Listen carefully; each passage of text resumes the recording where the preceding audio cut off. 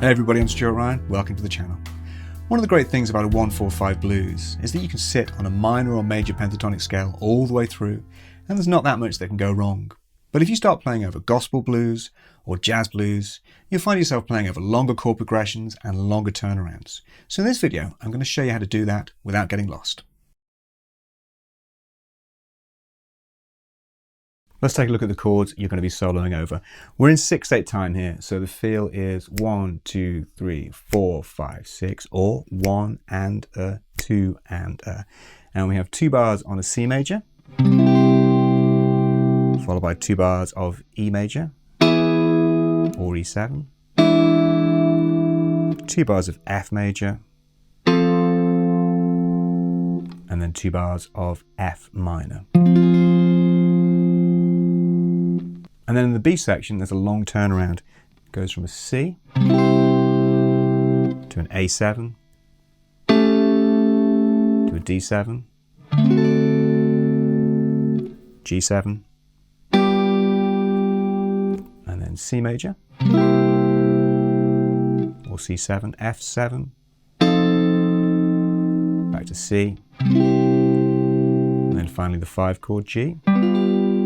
So that turnaround is a 1, 6, 2,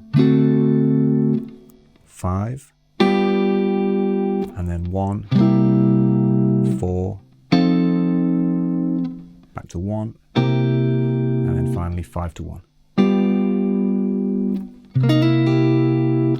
But everything is played as a dominant chord, which means that we have to really think about what we're doing on a turnaround like that. So when we're playing over that kind of chord progression, we can't just stick in one scale all the way through. We have to move with the chords. And a great way of doing this is to use triads, because triads spell out what a chord is doing, the root, third, and fifth. So if I'm soloing over a track like this, the first thing I'll do is try and think about staying in position initially, so I'm not jumping around too much. And then I'll find all the triad shapes within that particular position. So I'll have a C major here. My E major, I'm going to think about it being here, or here, and then F major's here, and F minor's here. Let's see those again. So C major, so that's E, G, C. E major is E, G sharp, B, root position E major. The F is, again, root, third, fifth, F, A, C, and then root, flat, third, fifth. But one of the really cool things about playing like that is you start to see where common tones are, notes that chords share. So you can see the C major has an E, and the E major itself obviously has the E.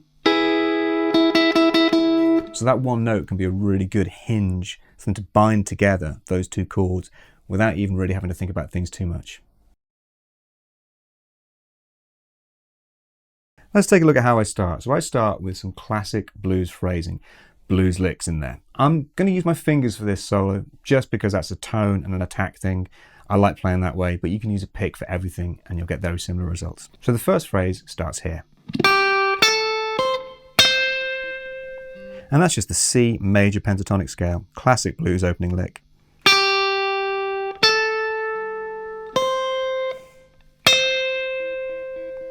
Really thinking about emphasizing things like the root, the third, the fifth. And the next lick is drawn from the C minor pentatonic scale.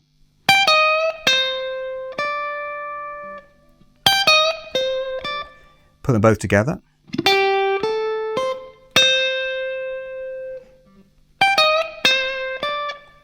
And now we move to this more of a soul kind of phrase.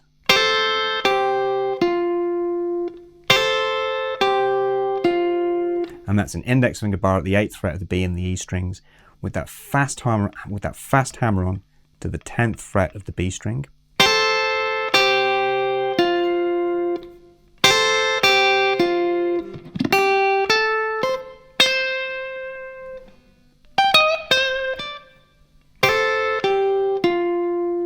And And a really nice phrasing thing is to try and rake down into the first note you play. The first note I'm playing is the 8th fret of the B string, the G. And all I'm going to do is mute the other strings with my left hand fingers and then just roll down the strings to the B string.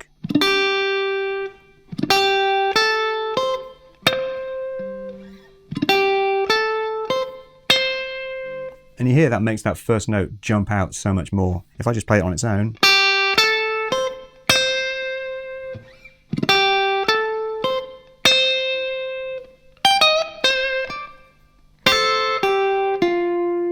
If you're learning more about blues or soul guitar, check out these books of mine on Amazon worldwide. You'll learn more solos, more riffs, and tons of ideas to help you master these genres. Next, we go to the E major chord. I'm actually playing this phrase. I'm playing a D triad, moving to an E triad like this.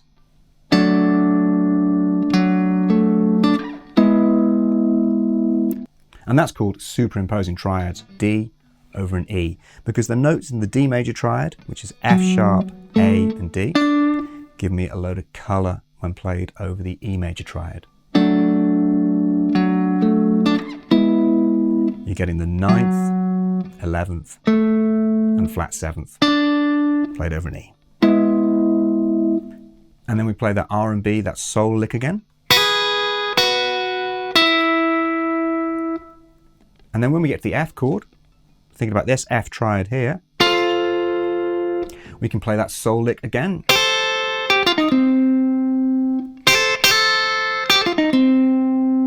And I go from that lick into the C minor pentatonic scale, this phrase here.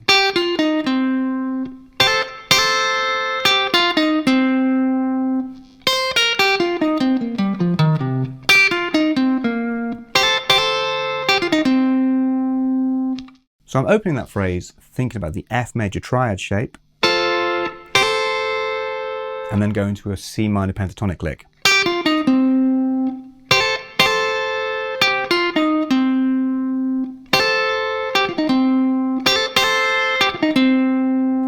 The next chord's an F minor, so I'll play an F minor arpeggio over the top with a bend at the end to take me to the minor 7th of the F, the E flat.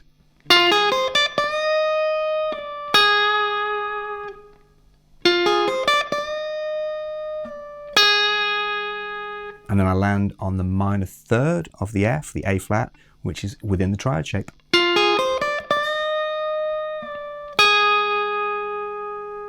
So you can see how the triad has done all the work for me there. For the long turnaround, I'll let the triads do the work again. So I'm going to play from this C shape to an A, down to this D, and then to this G triad here. So that's a first inversion C major, first inversion A major, second inversion D major, and first inversion G. And now I'll just play the outer notes of those triads, which are going to give me some really great chord tones.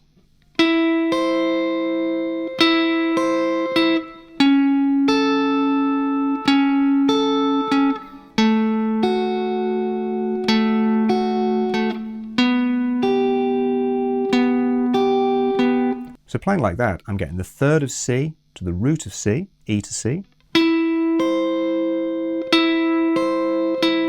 And the same effect on the A, the 3rd to the root. On the D, I'm getting the 5th to the 3rd, which is an A to an F sharp. And then on the G, I'm getting the 3rd to the root, B to G. Followed by that blues phrase at the end.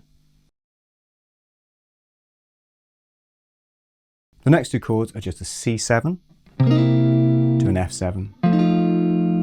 So I'm going to focus my lick on the C minor pentatonic scale, but I'll really try and hit that A over the F, which is the 3rd of that chord. It sounds like this.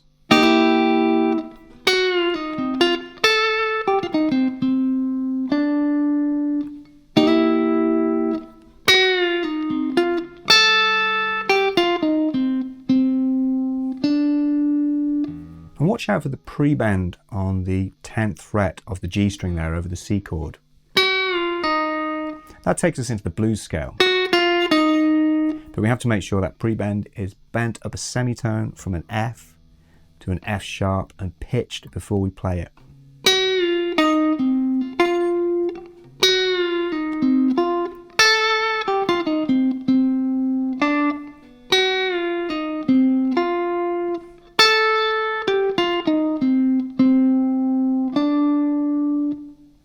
And the outro is just two chords, a C to a G7, back to a C. So I'm going to play a C major triad over the C major chord, but I'll play a G augmented triad next. And that phrase is so common in intros and outros. And the augmented triad is just a G major chord with the 5th degree D raised to semitone.